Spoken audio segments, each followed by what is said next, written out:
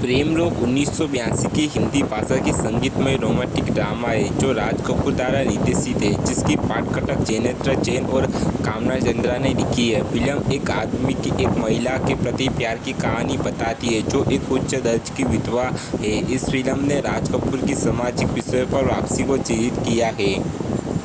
प्रेम रोग 30 जुलाई 1982 को रिलीज हुई और बॉक्स ऑफिस पर एक बड़ी व्यावसायिक सफलता के रूप में उभरी। विधाता के बाद 1982 की दूसरी सबसे अधिक कमाई करने वाली फिल्म बन गई है। इसे इसके निर्देशक, कहानी, पटकथक, साउंड ट्रैक, छायांकन और कलाकारों के प्रदर्शन के लिए व्यापक आलोचना प्रशंसा मिली है, जिसमें कोल्हापुर के प्रदर्शन की विशेष प्रशंसा हुई है।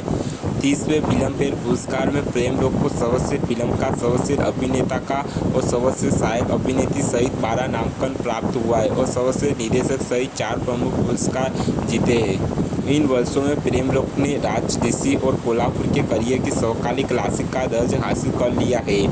देवतारा एक गरीब अनाथ है जिसकी बचपन में मनोरमा अमीर और शक्तिशाली बड़े ठाकुर की एकमात्र भतीजी और छोटे ठाकुर के नाम से जाने वाले वीरेंद्र सिंह की बेटी के साथ चुंबकीय दोस्ती थी, जिसका छम्या के साथ एक गुप्त संबंध है। दयालु ठाकुर ने देवतारा को उच्च अध्ययन के लिए शहर जाने में मदद की है। 8 साल बाद देवतारा अपने गांव लौटता है, जहां उसे पता चलता है कि मनोरमा बड़ी हो गई है और उसे फिर से देखने के बाद देवतारा को प्यार हो जाता है और उसे उम्मीद करता है कि मनोरमा के मन में भी उसके लिए भावना होगी। हालांकि मनोरमा में पारस्परिक भावना नहीं है। जिस दिन देवतारा बड़े ठाकुर से उसका हाथ मांगने का इरादा रखता है, जिसे वह गांव के सभी बुजुर्गों में उदारवादी मानता है, उसी दिन उसकी मुलाकात मनोरमा के होने वाले दूल्हे कुंवर नरेंद्र प्रताप सिंह से होती है, जो न केवल मनोरमा से अधिक अमीर है परिवार, लेकिन मनोरमा भी उस आदमी के प्रति अपना आकर्षण व्यक्त करती है।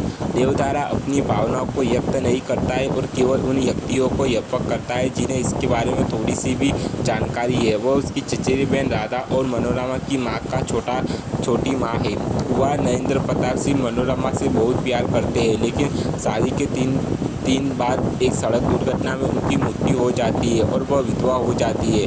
अपने घर में वह छोटी माँ और बड़े ठाकुर के विरोध के खिलाफ अपना सिर मुड़वाने की तैयारी कर रही थी। तभी राजा रानी, जो कि कुंवर नरेंद्र प्रताप सिंह की भाभी है, हस्तक्षेप करती है कि और मनोरमा को अपने साथ ले जाती है, जहां वह धीरे धीरे अपनी राजा रानी और अपने बेटे की मदद से अपने जीवन को एक साथ जोड़ने की कोशिश करती है। लेकिन एक दिन उसे जीजा राजा वीरेंद्र प्रताप सिंह द्वारा उसके साथ बलात्कार करने के बाद वह अपने माता पिता के घर लौट आती है। जब देवतारा को स्थिति का पता चलता है तो वह मनोरमा के जीवन को फिर से बनाने और उसके चेहरे पर मुस्कान लाने के लिए काम करता है। देवतारा जीवन और प्रेम में उसके विश्वास को पुनर्जीवित करने के लिए दृढ़ संकल्पित है। ऐसा करने में अंततः उसे अपने पक्ष में पुरानी परंपराओं और रीति रिवाजों से लैस शक्तिशाली ठाकुर के क्रोध का सामना करना पड़ता है।